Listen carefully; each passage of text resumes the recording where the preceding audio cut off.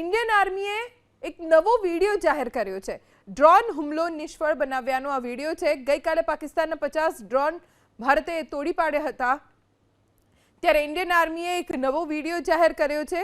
Drone હુમલો જ્યારે ભારત ઉપર થયો પાકિસ્તાન તરફથી, ત્યારે કેવી રીતે એ હુમલાને તોડી પાડ્યો, નિષ્ફળ બનાવ્યો, તેને લઈને આ વિડીયો છે। ભારતે પાકિસ્તાનના 50 ડ્રોન તોડી પાડ્યા તેવી સૂત્રો પાસેથી જાણકારી પ્રાપ્ત થઈ છે।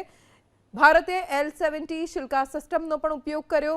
એર ડિફેન્સ સિસ્ટમ જે પાકિસ્તાની ડ્રોન અને મિસાઇલ્સને નેસ્તનાબૂદ કરી રહી છે, ત્યારે પાકિસ્તાન તરફથી જેટલા પણ ડ્રોન અટેક્સ થયા છે, એક પણ જમીન ઉપર નથી પહોંચ્યા અને હવામાં જ તેને તોડી પાડવામાં આવ્યા હોવાની પણ વિગતો પ્રાપ્ત થઈ છે।